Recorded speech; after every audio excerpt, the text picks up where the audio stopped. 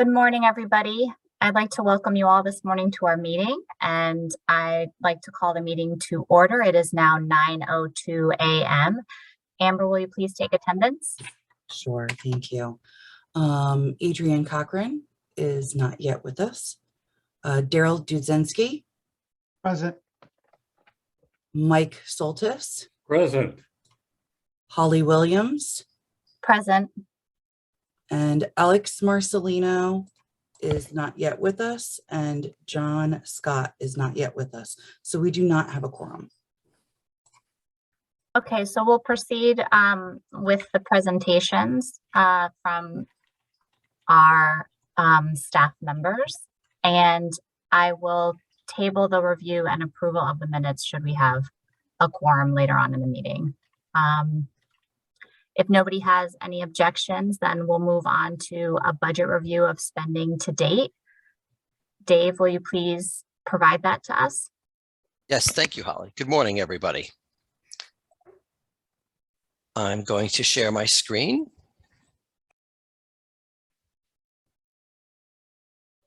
You can see your screen, Dave. Thank you for the confirmation, Amber. Okay, so we're going to be going over the results of May this morning. So for the month of May, the authority spent almost $1.2 million in expenses. We continue to be ahead of budget for the quarter by also almost $1.2 million. And our significant expenditures for the month were $495,000 for salaries and related expenses. That includes some money for retirement payout that we made that month. We also had $319,000 in a seed repayment that came from operations, but actually came from unused seed funds we had. So instead of using the contribution money like we normally would, we just paid back the seed funds we owed with the seed funds we had. And we'll be doing the same thing next month. And by the end of June, we will have no unused seed funds left. We had about $650,000 or roughly 2 months worth of the seed repayments we normally make. We also had $125,000 for our monthly contact center expense, $115,000 for our annual MuleSoft license. That's used as one of the backbones for the employee contribution system. And we had $88,000 in outreach expenses in May. Cumulatively, the authority has spent almost $25.4 million, almost $12.3 million in the current fiscal year. Cumulatively to date, the significant expenditures have been for the employee contribution system of $8.4 million. Salaries and related expenses amount to $6.5. Our support teams are $2.5 million. Money spent on the benefit claim system is also $2.5 million. Post-production support is $2.2 million and outreach is $1.1 million.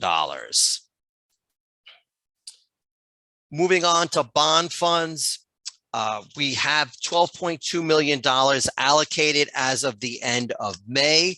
But at the end of May, the Bond Commission met and approved $3.8 million in bond funds, and that was made available during the month of June. So next month, you will see that number increase to $16 million. And that will be used for projects including fund recovery, claim data integration, our website replatforming, and a claims audit tool in the future. To date in bond funds, we've spent almost $11 million. In the month of May, we spent $29,000 on the benefit claim system. We have about another $200,000 that we expect to pay by the end of June. And so the total amount we would have spent would be $11.2 million, leaving us about $1 million in bond funds available. Moving on to our contribution activity for the month of May, we had contributions come in of about $1.5 million. Our investment income was $274,000. And I just wanted to point out that the interest rate that we've been earning on the trust fund has been going up in recent months. In the month of May, it was at 0.8%, which is a decent increase considering at the beginning of the year, it was at about 0.1%. So that's good news for the fund. We've been trying to take a peek at what's happening in June, and it actually hit 1% in terms of earnings. So that's encouraging to hear. We'll see where that goes. Not sure how long that will last, but for now, we'll certainly take it. Benefit payments were $20.4 million for the month of May. That's been typical for the last few months in terms of monthly benefit payments. They've been around $19 to $23 million. June, we expect to be a little higher than that, but that's where it's been tracking for now. The benefit administration expense is the usual at $1.9 million. And there is no seed repayment paid from contributions this month because, as I mentioned earlier, we paid for it with outstanding seed funds that we had left. And so the balance at the end of the month is almost $391 million in the trust fund. Cumulative, I never get that right. Cumulatively to date, the authority has collected through the month of May almost $518 million. To date through June, we've got about another $500,000 since then. Benefit payments to date have been $75.5 million. This 95 includes the $20 million we have in the impressed account. We actually got $8 million of that returned in June because after looking at the benefit payments for a few months, AFLAC determined we didn't need as large of a balance in the impressed account. So they took it down and returned the funds to the authority to be in the corpus fund proper. Admin expenses are $9.5 million. The administration fee to CTPL is at budget at $19.4 million. And the seed repayments will be ahead of budget because we are using, as I mentioned, some unused seed funds to pay it back. So we are ahead of budget, certainly where we thought we would be to date by almost $380 million. The other thing I wanted to mention regarding benefit payments is through June, we've paid $97.6 million in benefit payments so far. Moving on to where we think we'll be at the end of the fiscal year, which is only about a week away, if you can believe it. Our budget was for $15.1 million. We expect to come in about $3 million less than that. The primary drivers of that include grievance adjudication expenses with the Department of Labor. The appeals volume has certainly been lower than we expected. That in part is due to the internal reconsideration process that paid leave does with claimants to help them determine if their claim was proper or not, and if indeed if it was declined, and if it was and it should have been approved, we go through it with them internally first as an option for them instead of going to the appeals process. So that certainly seems to be helping in terms of moderating the appeals volume. Other positive variances include salaries and related expenses of about $800,000 and temp expense at about $600,000. We were able to use bond money to pay for temp expense for development work for our projects instead of paying for it out of operations. And in terms of where we think the contributions balance will be at the end of June. We expect it to be at about $362.2 million at the end of this month. That's not a big change from where we said previously. We fine-tuned some estimates in terms of the investment income and the benefit payments.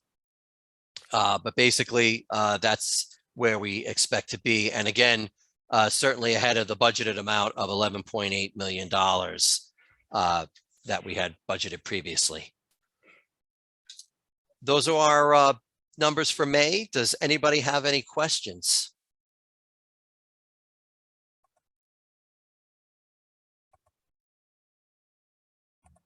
Okay, thank you for your time this morning. Thank you very much.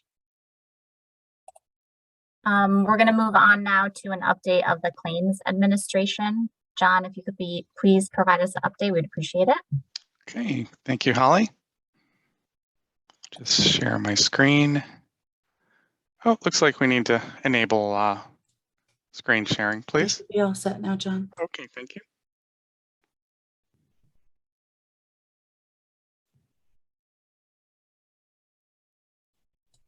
We can see your screen now, John. Thank you.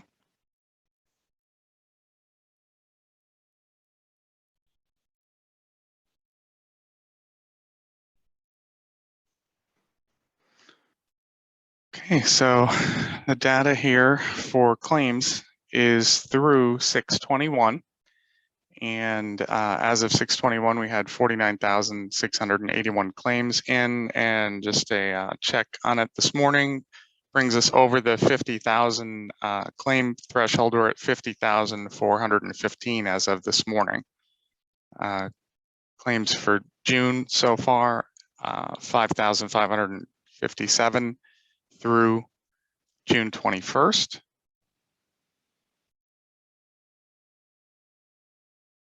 And claims received status, the approved claims are at 48%, denied claims are at 32%, and pending claims at 13%. About another 6% that were canceled, and those are claimants that canceled their claim, and largely due to misfiling the type of claim, et cetera, and many of those have been refiled as well. Claims by reason, again, the employee's own illness or injury is by far the largest category here, followed by bonding, and then pregnancy and childbirth, and care of a family member, and then the much smaller categories here on the smaller table to the right. And again, I would point out that with some outreach efforts that the adoption and foster care component has seen some numbers rising in those categories with outreach made to DCF.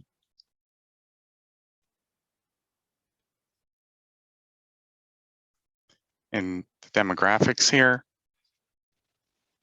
the largest age group by far is the 26 to 41, followed by, excuse me, the 42 to 57, and then the baby boomers at 58 to 76.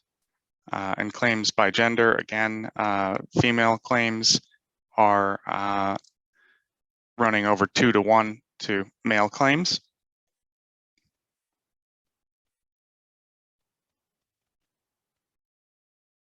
Then we drilled down a little bit to give you some more information. Fran had asked previously about getting some more details on this, and so we produced some information both by age group and leave reason. So you can see that the various types of leave by age here, and again, that largest age group being the 26 to 41, followed by the 42 to 57, and the breakdown of the type of leaves that are being taken by age group there. So again, own illness and bonding pretty high in that 26 to 41 age group, and then own illness representing the largest piece of it throughout the each of the age groups. And leave reason by gender, to give you a little bit further breakdown again.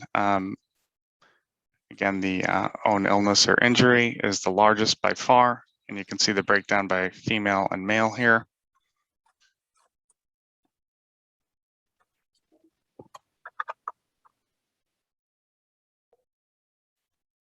And continuous, intermittent, and reduced schedule. So again, the continuous is by far the largest category, followed by intermittent, and then reduced schedule is a relatively small percentage of the population here.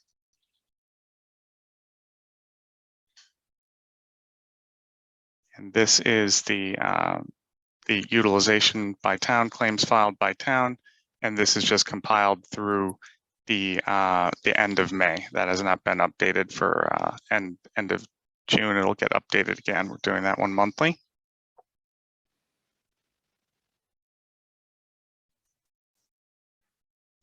And approved to date by leave reason. So largest by far is own health, followed by bonding and pregnancy and care of a family member, with the other categories again being a much smaller component of the claims totals. And then the customer care slide for calls through June 17th. Normally we have this through Mondays. However, Aflac was off for Juneteenth on Monday, the 21st. So this data is through the 17th. And they have been improving their answer in 30 seconds. That has been ticking back up after a few weeks of being down a bit as well. Let's see the rest of the statistics here. Any questions? Okay. John, I have a few questions. This is Okay. Mike. Hi, Mike. How are you? Good, thank you. Thanks for this information. It's terrific. It's very, very insightful. Really two questions. On one of your slides, the pie graph, you had pregnancy and bonding. Mm-hmm. And I'm just curious how you divide that. Is pregnancy women and bonding fathers, or? So I'm sorry, Mike. The pregnancy and bonding, when a claim comes in for a pregnancy claim, female claims, and then there's a pregnancy component to that claim, and then typically a bonding component for that woman after that. So there's typically two claims that come in with the birth of a child. The first one being pregnancy, typically from the date of birth, and typically for 6 to 8 weeks, depending upon the mode of delivery, is the duration of that claim, depending upon if that's what they choose to take that length of time. And then they also have the option to take up to a total of 12 weeks for the balance of whatever time they have left, whether it may be the 4 weeks or 6 weeks, depending upon the mode of delivery. And then for the father, that's again up to them with respect to the amount of time that they're looking to take, and that could be up to 12 weeks for the dad for the bonding claim, if they so choose to do so. But typically, on a single childbirth or adoption or what have you, you would often see multiple claims as a result of that for the female. In the case of a childbirth, you would typically see 2 claims from that person, and then again from the dad, you would see another claim oftentimes. Okay, thank you. So my other question is, all these metrics, ages, reasons, all terrific information. Is there anything to any other information from other states to compare it to determine whether or not we're kind of within the range of the norm, or there's something a little aberrant about our data? I know we're early on in this whole paid sick leave, so there's not a wealth of information, but I'm just curious about that. There is some reporting from other states that is available, and we could certainly take a look at that. I've looked at the Massachusetts data going back to last year. There are other states that we could certainly pull and look at that to see what correlation we have, or what our patterns are relative to others. In addition to that, I know the finance team and ourselves have been working closely with the actuaries on some new modeling, and a lot of those things are coming into play with respect to that. So we should have some new reporting with regard to that as well. And they're certainly looking at data from other states, as our claims experience is fairly limited in the amount of time and numbers of claims altogether. And so they're not just relying on our own experience, but on certainly on outside data from other states as well. And we could certainly take a look at that and see what we could bring to the table for some additional reporting for you. Yeah, well, I agree with you. It's kind of early on. You know, we've only been processing claims for 6 months. So maybe at the end, after a year or something, after we have a little more data, it would just be interesting to know whether or not we're in the same range or not on the various criteria. Thank you.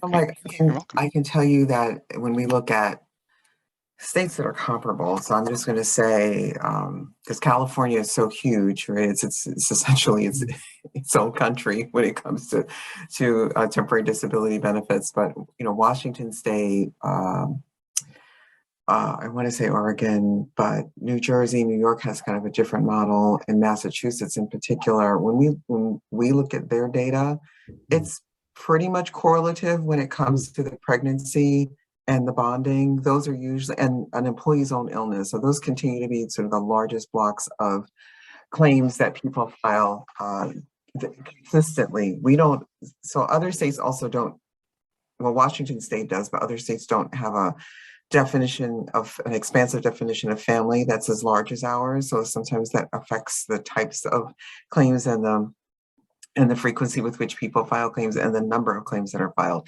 But from what I've seen, and Washington issued a report, Massachusetts just recently issued one, Colorado is just getting started and it's up and going, and Delaware as well. Both of those are brand new.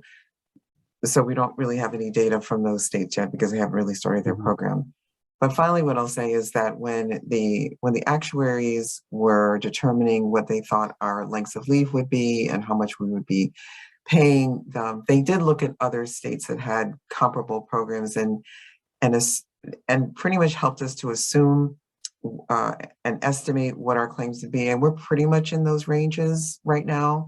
So we're not off. And they did use states that had pretty established programs. So what you're seeing is not a specific outlier. We are seeing an uptick in like adoption and personal leave for family violence, but our statute's a little different in that regard. And we've been doing more outreach with DCF too, so that parents, they can know that adoptive and foster parents have the option of exercising their leave under FMLA and their paid leave benefit. Okay, thank you. Andrea, your comment prompts me to ask another question. One of the concerns about this law, going into the law, was the scope of the definition of immediate family member, in particular, the affinity language. I'm curious, have we had many claims where the relationship is, equivalent to a family member? That I don't know. I don't know if we dig down that deeply. John, do you know? I don't know if we really keep specific track of those statistics. Yeah, I don't have that number off the top of my head. I'm sure I could procure it. In my kind of review of various claims across the board, I can say that the numbers of the claims that I have encountered have been fairly small, but I could certainly get some numbers on that to share with you if you'd like. Yeah, that'd be good. Just because that was one of the main concerns. And the question is it a teeny issue or something more than that? Yeah, and Mike, I think it was also a concern because some employers were concerned that people would take advantage of that category in order to extend leave or take leave to which they would not otherwise be entitled, essentially to engage in some form of fraud. Right. But what we're finding is that that's not where fraud is happening. It's happening with really and Daryl, told us this in the beginning. It is really happening across all paid leave programs with very, organized, professionalized rings who just kind of move from one state to another. You know, they move to UI when that state opens paid leave, then they try to take advantage of the paid leave program. It's not happening to, you know, I think where people thought it would be, where people would try to fit themselves into a category of claimant that they don't necessarily belong to in order to take advantage of the benefit. The one thing we are seeing though is we're still, and I know because they're calling me, that we still have individuals who are going directly to the paid leave program rather than following the process of going to their employer, getting their FMLA approved, and then going to the paid leave program. And then they're, you know, they're not showing up for work, or they have an intermittent leave pattern that has been approved by their doctor, but they haven't talked to their employer. I probably spend more time talking to my former nonprofit colleagues about that than I do people trying to take leave because they want to take care of someone who's related to them by affinity. All right, thank you. You're welcome. Erin, you came off mute for a minute there. I was just going to say, anecdotally, it appears that the affinity relationships I've seen or had questions about have been people who would be considered in a common law marriage, but for the fact that Connecticut doesn't recognize common law marriage. So you're talking about sort of long time relationships. It's really, we haven't seen a lot of questions or seen a lot of cases where it's any other, you know, kind of unusual or questionable relationship. It's a lot of folks who are like, oh, you know, I'm not married, but we've been together and they're sick, and so I want to take care of them, and now I can, which is, you know, available in other states that recognize common law marriage. And it's now nice that Connecticut recognizes those relationships. Yeah, that's probably the strongest case for this language, right? All right, good. It's good to hear. I had just one quick follow-up question, and you can provide this after if that's more helpful. But the states that we're comparing our programs to, what's the oldest program? Can you just remind me, like how many years of data do they have they amassed? That so I want to say it's, yeah, I want to say it's California, and I think California's had its plan for at least 5 years, if not longer. Okay. Yeah. All right. That's helpful. Okay. Thank you. It's the oldest states, California and New Jersey, have, you know, decades of data on medical conditions, like so medical leave, because they had temporary disability insurance. But I think Andrea is right that the expanding to caregiver is probably California. So it's just that bifurcation of data, because they the idea of expanding it to the family side is relatively new. Washington went live in January of 2020. Massachusetts went live in January of 2021. So those are our kind of compatriots in the new tier of states that created programs that did not previously have a TDI program to build off. Okay, so those programs that are comparable to our family leave program, we haven't seen any, weren't in operation during a recessionary time. So that I wanted to kind of think through, like when we're looking at data and we're thinking about kind of claims trends, if we kind of look at kind of the potential economic cycle that we could be transitioning into, if that has any influence. But to what you're saying, Erin, they weren't really in existence during our last economic downturn. Not that that would be a driver necessarily, but I was just curious. But that's helpful information. Thank you. Are there any further questions from members? Don't see any. That was very helpful, John. Thank you. So we're going to move on then on our agenda to item number 5, an update on the fund recovery. Jennifer, if you'd like to walk us through that. Thank you, Holly. And good morning, everybody. We have been working to identify accounts that were showing as non-compliant with the Connecticut Paid Leave Program. And we were able to split these accounts into two categories. The first is accounts that were batch enrolled with no payments by a TPA or a third party, such as a payroll provider. And the other are accounts that were self-registered by the employers themselves with no payments. For our batch enrolled accounts, we sent out a total of 5,117 mailers at the end of April for identified non-compliant accounts. This mailer did result in us receiving contribution payments on 350 accounts for a total of approximately $379,000. We also received additional information from 388 accounts confirming that they were either not eligible to participate in the program because they did not meet the established criteria, or if they were a sole proprietor or a self-employed individual, they wished to opt out of the program because they did not realize that their involvement was optional.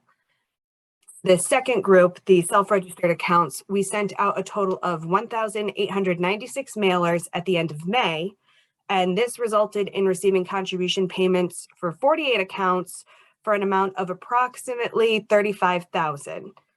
We also received information on 110 additional accounts that advised that they were not eligible to participate in the program for similar reasons as our batch enrolled responses. So this is bringing our total contributions received from these mailers to about 414,000. And we do anticipate that number will be going up as our most recent mailer for the employer self-register accounts did go out about 3 weeks ago. And we are starting to see an increased volume in case submissions coming from our United Way staff members. We did receive a number of returned mail from these reach out attempts. For our batch enrolled accounts, we received 1,240 pieces of returned mail. And for the self-enrolled, we received 47 pieces of returned mail so far. To combat this issue, we are going to be looking to adding address verification into our registration process. And we're also going to be working to identify and validate the addresses that we currently have on file for all enrolled businesses to make sure that they are in fact valid and we can reach them that way if need be.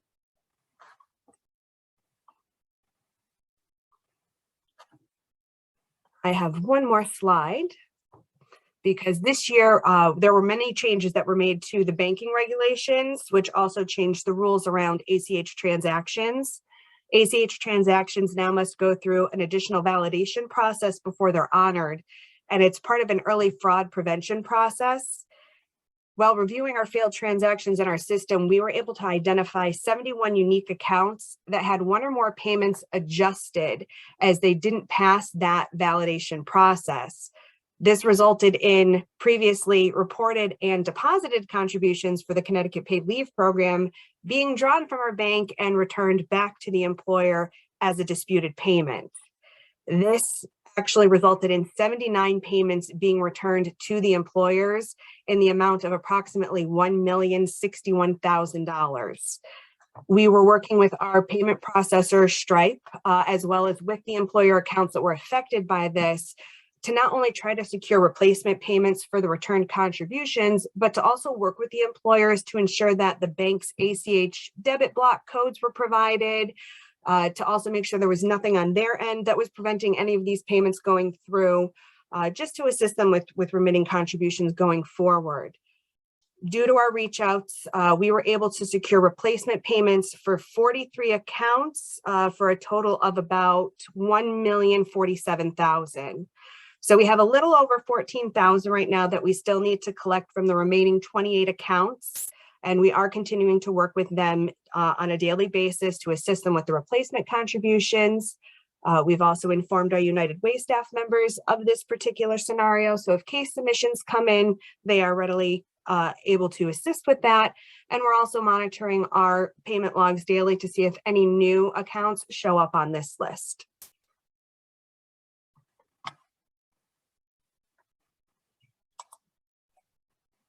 Any questions? This is Mike. I just have one question. Thank you, Jennifer, for the report.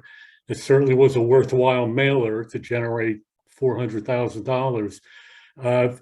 Once you sort out who's eligible and not eligible and addresses, can you just remind me what the next step is to collect money from people who you determine owe us money? Currently, for the program now, as it stands, we will run the reports to identify who does owe any sort of contributions. And these are, the first slide is strictly for the non-compliant accounts, the accounts that have not remitted anything to us yet. So we end up putting them on a bulk list, and we will send out a mailer informing them of their non-compliance. And the mailers that we send out have a lot of information, because as we're finding with a lot of the reach out we've done prior to the mailers, there's multiple reasons why we may not be seeing contribution payments being remitted. So in our mailers, we're giving them steps. If your business is closed, then this is what you need to follow. Or if you do not have employees, these are the steps you need to follow. So we are currently trying to reach out by mail, because our previous electronic correspondences have not been as successful as we had hoped. Okay, thank you. You're very welcome. And this is Walter, and I can add to that too. So we are inching closer to actually having an automated collection process in place in our system. It's not currently in place at this time, but we're trying to provide that customer service response before these individuals, these employers, start to get those automated notices from us. Just as there are some registration errors, some people thinking that they needed to register even if they weren't going to participate in that program, and we're just looking to correct a lot of those before then. All right, thank you, Walter. So I keep losing people. Holly, did I lose her? Is she there? Okay. Hi. Hi. I just. Did you have a sorry, go ahead. question? No, please go ahead. I did have one question. Sorry, Andrea, I didn't mean to interrupt. I just, for my own confirmation, and I apologize if this was previously stated, but the banking changes are not unique to the Medical Leave Authority. They're industry-wide changes. Okay, I just wanted to confirm that for everybody who's listening in, that it's not unique to the authority. They're Correct. Okay. Thank you. Thank you. I just wanted to thank Jennifer and Walter and the whole team for the extraordinary work that was done. There are, as you know, hundreds of thousands of employers and businesses in the state, and there's still, I think, a fair degree of confusion. I just made a presentation this week to another trade association. I think there's still a lot of confusion about what compliance means, and we continue to try to resolve that every day. So as Jennifer does this work, she's actually brought in more money ahead of budget for next year's budget, because we really weren't going to start this process in earnest until the next fiscal year. And this is the year we were prepping to get started, but she just went ahead and get started, and has already been able to collect close to $500,000, and I wanted to make sure everyone knew and appreciated how much time and effort and energy that she and the team have put into doing that. And so Jennifer, thank you again. Really excellent results, and we'll just keep at it. Thank you.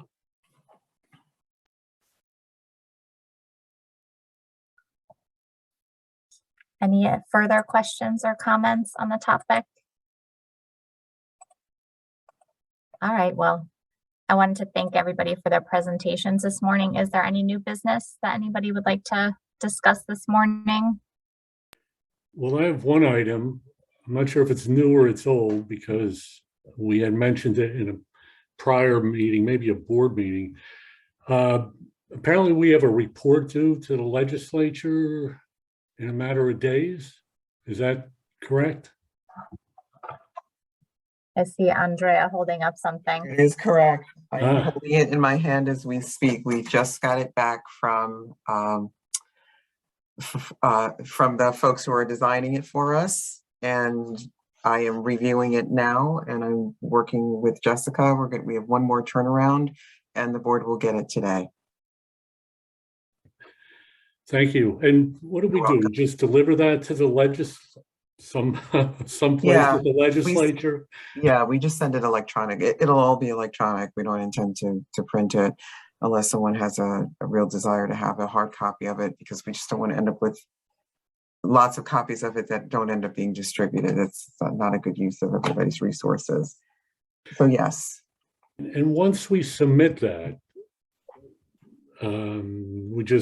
if we wait for responses, maybe we'll get no response, maybe we'll get some legislators will have questions or comments. I mean, it kind of goes into the abyss, and if somebody raises their hand, that's when we'll hear something. Is that how it works? Yeah, so I don't think the abyss will happen. I think it will get attention. I do. I think it will get attention. And I do believe that at a minimum, we will hear from legislators on both sides of the aisle. We'll definitely hear from our key stakeholders and our advocates. I think we'll absolutely hear from them, and certainly your colleagues on the board. And then because it will be distributed widely and it'll also be on our website, I'm sure others will download it. We also expect that as we've received annual reports from other states, that other states will also download it and share it. And hopefully it'll have some impact or influence, or it can just be informational for those states that are either beginning their paid leave programs or contemplating drafting some kind of legislation so they can see how we've executed it. So I imagine it's going to have fairly wide dissemination. It may get some press attention, but yeah, that's what we think is going to happen. So do we send it to the press or not? Well, we plan on letting them know that it's available, and maybe creating a small press release with some highlights so that they can see it. You know, it is it's part of the governor's signature program. It's not only, I think not only that, but it's just been really important to the people of the state. So we just want to have everyone know that all of the data about how the program is stood up and all the critical pieces around the program are now all in one place for people to read and take in and peruse and opine on. And I'm sure all of those things will happen. I think it's important for the press. You know, we had this recent flurry a few weeks ago about claims processing, and that's, you know, kind of one little data point. And when they see this report, which I presume is going to be, you know, comprehensive, and it is. see all the positives, I think that would be good to be yes, for the press to report on. That's right. And so that's why and I, you know, I have to thank my entire team that have been working on this tirelessly while I was out on medical leave. And then, you know, I came back and asked for more than a few adjustments. I'll be honest about that. So now we're working on that right now. But I think it will be a report that the board will find to be comprehensive. Thank you. Look forward to reading it. Sure, absolutely. Is there any other business that the members would like to discuss? Not hearing any. Then we will adjourn today's meeting of the Finance Committee. It is now 9:46 a.m. Thank you, everybody, and have a happy and safe rest of the week and the weekend. Thank you, Holly. Thank you, Holly. Same to you and everyone. Bye, everyone. Thank you, everybody.